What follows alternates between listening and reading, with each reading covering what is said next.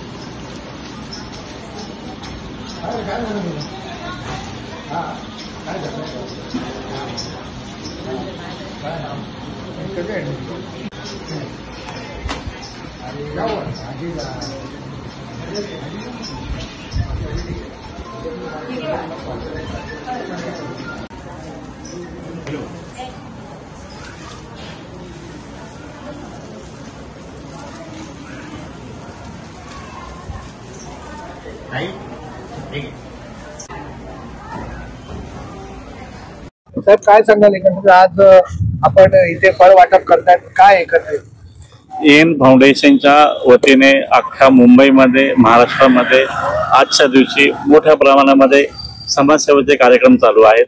जे आमचे एन फाउंडेशनचे अशोकभाई नाडारजी आहेत यांनी सर्व कार्यक्रमांचं आयोजन केलेलं आहे, परंतु ते कुठेही दिसत नाहीत।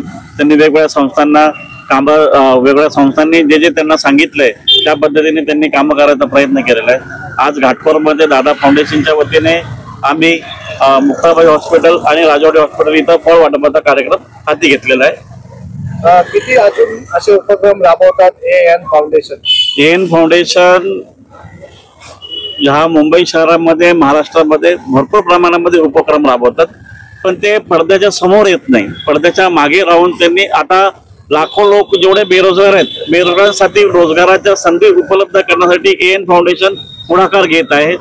ज्या क्षयरुग्ण मुंबईमध्ये मुंबईच्या आजूबाजूच्या ठिकाणी आहेत त्यांच्यासाठी ते औषधं उपलब्ध करण्याचा प्रयत्न करत आहेत। आणि त्यांचं असं म्हणणं आहे फक्त एन फाउंडेशन ही एकच संस्था नाही, मुंबईमधल्या महाराष्ट्रामध्ये अनेक संस्थांनी यावं, एकत्र येऊन कार्य करावं आणि ते नेहमी सदैव कुठलाही समाजोपयोगी कार्यक्रम काम करण्यासाठी तत्पर आहेत। आपलं नाव? संदेश आनंद बल्लाळ। म्हणजे काय सांगाल आपण आज सर्व टीम इथे पोहोचलात, काय एकत्रित उपक्रम आहे हा?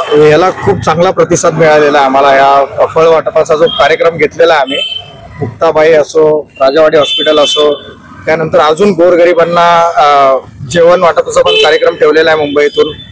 तर असे आणि शिबिर पण ठेवलेले आहेत N foundation through. Police station नशामुक्तीचे अभियान पण राबवलेले आहेत, भांडूप पोलीस स्टेशनला पण कार्यक्रम ठेवलेले आहेत। असे मुंबईतून वेगवेगळ्या ठिकाणी कार्यक्रम ठेवलेले आहेत। आज विशेष काय आहे? आज विशेष काय आहे? आज त्यांच्या आईंची पुण्यतिथी आहे, त्या निमित्ताने त्यांनी हा कार्यक्रम ऑल ओव्हर मुंबईच्या बाहेर ऑल ओव्हर इंडियामध्ये हा कार्यक्रम त्यांनी ठेवलेले आहेत। त्यांनी जसं साहेब बोलले की वेगवेगळ्या संस्थांना त्यांनी सांगितले की तुम्ही पुढे येऊन कार्यक्रम करा। असे खूप कमी लोक आहेत की दुसऱ्यांना पुढे करून मागे राहून पडद्याच्या सपोर्ट करतात। तर अशा लोकांनी खरंच तरुणांना पुढे यायची संधी द्यावी आणि असं सपोर्ट करत राहावं। आपण काय सांगता? एन फाउंडेशनचे जे नाडर साहेब आहेत त्यांना माझी तर सदिच्छा आहे, त्यांचे जे समाजकार्य चालू आहे। खरोखर अशा व्यक्ती, अशा दानशूर व्यक्ती आज गोरगरिबांपासून सगळ्यांचं लक्ष ठेवून आहे, कोणाला मदत लागते ते मदत करायला तत्पर आहेत। अशा गोष्टी खूप कमी लोक करतात। तर नाडर साहेबांना खूप खूप असे धन्यवाद आमच्यातर्फे।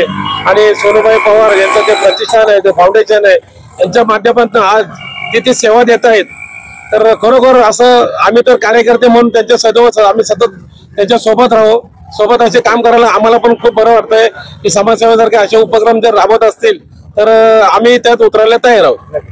सर क्या कहना चाहेंगे?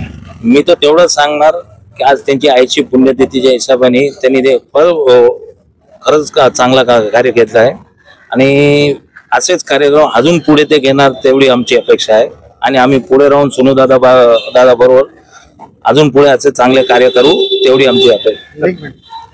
सगळ्यात महत्वाचं म्हणजे इकडे कोणताही जाती धर्म न मानता गुजराती मराठी प्रत्येक जाती धर्माची लोक आहेत इकडे आणि आम्ही सगळे मिळून हा कार्यक्रम राबवत आहोत. पकडा.